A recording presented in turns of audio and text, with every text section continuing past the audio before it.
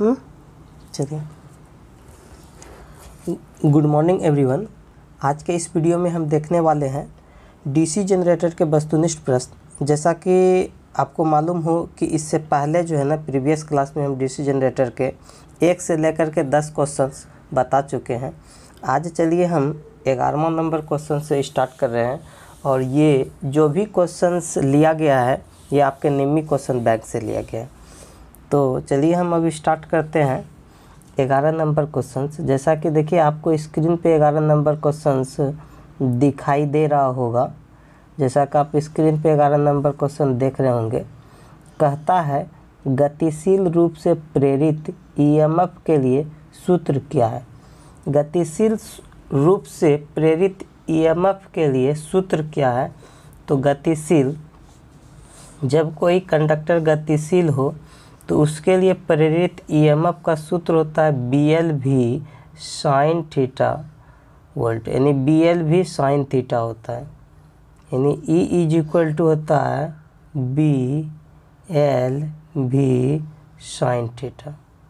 Theta का मान यदि हम 1 रखेंगे, यानी थीटा का मान यदि 90 डिग्री हम रखते हैं, तब E का मान हमको क्या होता है, मैक्सिमम मिलता है, BL मिलेगा। चूँकि साइन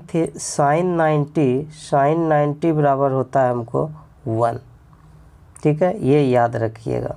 मैक्सिमम आपका जो है ना प्रेरित ईएमएफ कब मिलेगा, जब आप थीटा का मान 90 डिग्री लीजिएगा, तब प्रेरित ईएमएफ का मान आपको मैक्सिमम मिलेगा। इसलिए इसका 11 का ऑप्शन क्या हो जाएगा, C हो जाएगा सही। उसके बाद चलिए 12 नंबर क्वेश्चंस। जैसा कि स्क्रीन पे आप 12 नंबर क्वेश्चंस को देख रहे हैं।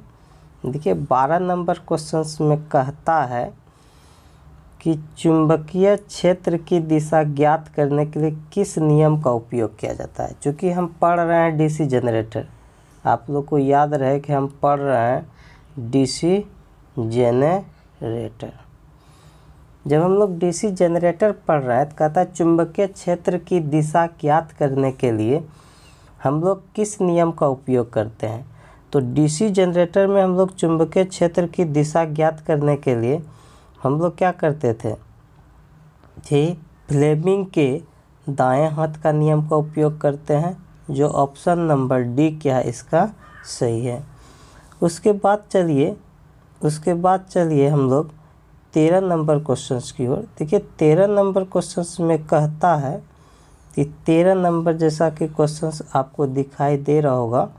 13 नंबर क्वेश्चन कर रहा है कि डीसी जनरेटर के भाग का नाम क्या है। ये जो डीसी जनरेटर देख रहे हैं इसके भाग का नाम पूछ रहा है।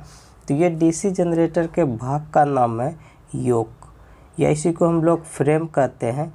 ये क्या कहता है, ये पूरे आंतरिक बॉडी में जो है ना, ये जो योक या फ्रेम है, ये क्या करता है, पूरे आंतरिक बॉडी को जो है ना सुरक्षा प्रदान करता है।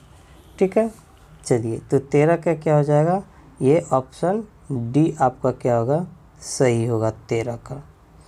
उसके बाद चलिए 14 नंबर क्वेश्चंस। जैसा कि 14 नंबर आप क्वेश्चंस देख रहे हैं कि 14 नंबर क्वेश्चंस में कहता है कि 4 पोल डीसी जनरेटर के डुप्लेक्स लैप वाइंडिंग में कितने समानांतर रास्ते होंगे।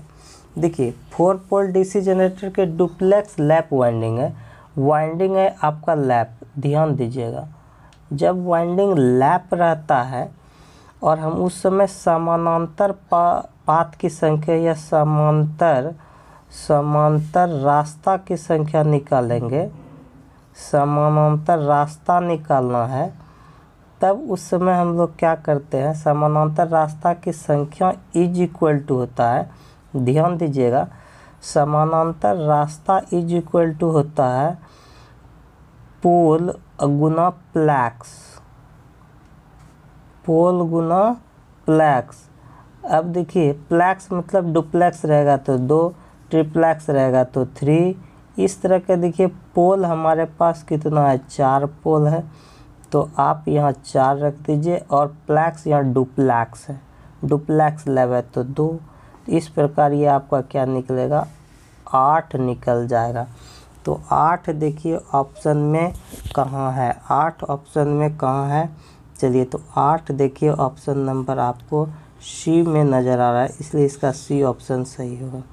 उसके बाद चलिए ये देखिए, उसके बाद देखिए 15 नंबर क्वेश्चन, जैसा कि आप देख रहे होंगे 15 नंबर कहता है कि डीसी जनरेटर के भाग का नाम बताइए। डीसी जनरेटर के कौन सा भाग है, इसके बारे में आपको बताना है 15 नंबर में।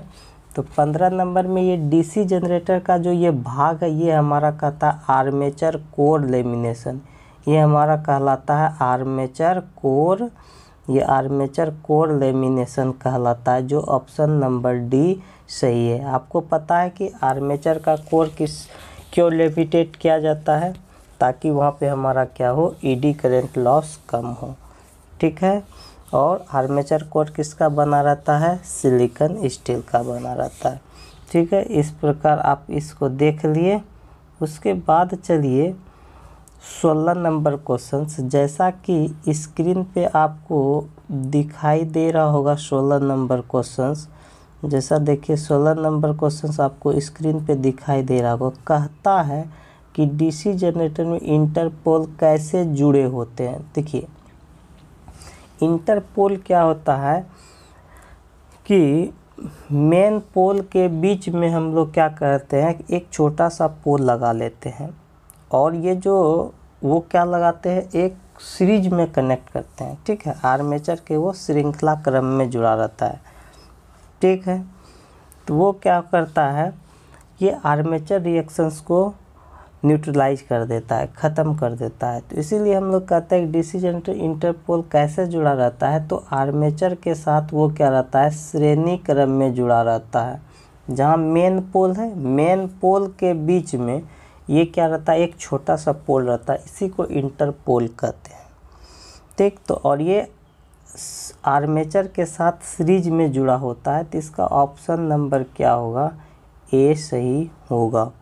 फिर चलिए उसके बाद जो है, उसके बाद देखिए, उसके बाद जैसा कि आप देख रहे होंगे, ये 17 नंबर क्वेश्चंस कहता है कि एक स्वयं उत्तेजित डीसी जनरेटर में अवशिष्ट चुंबक की आवश्यकता क्या है। कहता है कि एक स्वयं उत्तेजित डीसी जनरेटर में अवशिष्ट चुंबक की आवश्यकता क्या है। तो अवशिष्ट चुंबक की जो आवश्यकता होती है, अवशिष्ट चुंबक सेल्फ जनरेटेड डीसी जनरेटर में, वही क्या करता है कि अवशिष्ट चुंबक ही वोल्टेज का निर्माण करता है, कि वोल्टेज का निर्माण करेगा, ठीक है। बिल्ट इन वोल्टेज, यानी वो क्या करता है, अवशिष्ट चुंबक वो वोल्टेज का निर्माण का कार्य करता है, जो ऑप्शन नंबर ए सही है। 18 नंबर क्वेश्चंस, जैसा कि आप देख रहे हैं 18 नंबर क्वेश्चंस कहता है कि देखिए 18 नंबर क्वेश्चंस कह रहा है कि मशीनों में वे कौन से दो बिंदु हैं जो ब्रश संपर्क प्रतिरोध को मापते हैं। मशीनों में वे कौन से दो बिंदु हैं जो ब्रश संपर्क प्रतिरोध को मापता है, तो वो आपका कहलाता है, ध्यान आप देंगे तो वो जो कहलाता है ब्रश और कम्यूटेटर। देखिए resistance between brush and commutator, आप याद रखिएगा, resistance between brush and commutator, brush और कम्यूटेटर के बीच, ठीक है। देखिए यहाँ राइजर है, ये ध्यान दीजिएगा, ये है राइजर, जबकि यहाँ कम्यूटेटर के बीच, जो ऑप्शन नंबर आपका सी सही होगा। उसके बाद चलिएगा 19 नंबर क्वेश्चंस। 19 नंबर देखिए क्वेश्चंस क्या कह रहा है, ध्यान देंगे। 19 नंबर क्वेश्चन कहता है किस वोल्टेज ड्रॉप को एक्स के रूप में चिन्हित किया जाता है। ये एक्स के रूप में जो चिन्हित किया जाता है, कहता है किस वोल्टेज ड्रॉप को एक्स के रूप में चिन्हित किया जाता है। तो ये एक्स के रूप में जो हम लोग चिन्हित करते हैं, ये मेरा कहलाता है आर्मेचर रिएक्शन ड्रॉप को, ठीक है। जबकि ये जो देख रहे हैं उसके अलावा ये होता है आर्मेचर वोल्टेज ड्रॉप, ये हो गया। तो इसका ऑप्शन नंबर क्या होगा, सी सही होगा, आर्मेचर रिएक्शन ड्रॉप। उसके बाद चलिएगा हम लोग देखते हैं 20 नंबर क्वेश्चंस। जैसा कि आप स्क्रीन पे देख रहे होंगे 20 नंबर देखिए क्वेश्चंस क्या कहता है कि कंपाउंड जनरेटर का नाम क्या है यदि शंट फील्ड आर्मेचर के समानांतर में जुड़ा हो। देखिए क्या कहता है कि यदि शंट फील्ड आर्मेचर के साथ समानांतर में जुड़ा हो तब हम उसको क्या कहेंगे। तो थोड़ा सा चलिए इसका डिस्क्राइब आप लोगों को कर देते हैं कि आखिर ये क्या होगा। ध्यान दीजिएगा आप लोग। देखिए क्या कहता है कि देखिए कंपाउंड जनरेटर यदि शंट फील्ड, देखिए अगर शंट फील्ड, देखिए ये मेरा शंट फील्ड है और अगर ये सीरीज फील्ड है और यहाँ पे क्या है ये मान लीजिए आर्मेचर है, अगर इसके समानांतर में ऐसे जुड़ा हो तब हम इसको क्या कहेंगे। तो ये जो कहलाता है हमारा ये शंट है, ये हो गया आर्मेचर, ये सीरीज है। तो अगर शंट फील्ड ये आर्मेचर के समानांतर में जुड़ा रहेगा तब हम इसको कहते हैं short shunt compound generator. Short shunt जो इसका क्या होगा ऑप्शन नंबर डी सही होगा। इसका जो है ना ऑप्शन नंबर डी सही होगा 20 का। चलिए उसके बाद 21 नंबर क्वेश्चंस। जैसा कि आप स्क्रीन पे देख रहे होंगे 21 नंबर क्वेश्चंस। देखिए 21 नंबर क्वेश्चंस में क्या कहता है कि क्यों एक डीसी जनरेटर के आर्मेचर कोर पतलित किए जाते हैं। क्यों एक डीसी जनरेटर के आर्मेचर कोर पतलित किए जाते हैं। तो पतलित करने का मेरा रीज़न यही है कि भंवर धारा हानि को कम करने के लिए। क्यों करते हैं, ताकि उसमें क्या होगा भंवर धारा हानि कम करें। भंवर धारा हानि को कम करने के लिए जो ऑप्शन नंबर डी क्या है सही है। उसके बाद चलिए 22 नंबर क्वेश्चन। 22 नंबर क्वेश्चन में कहता है कि डीसी जनरेटर के आर्मेचर प्रतिरोध बहुत कम क्यों होते हैं। डीसी जनरेटर के आर्मेचर प्रतिरोध बहुत कम क्यों होते हैं, ताकि इसलिए उसमें क्या हो आर्मेचर वोल्टेज ड्रॉप को कम कर सके। आर्मेचर वोल्टेज ड्रॉप को कम करने के लिए हम लोग डीसी जनरेटर में आर्मेचर प्रतिरोध को बहुत कम रखते हैं, जो ऑप्शन नंबर इसका क्या है बी सही है।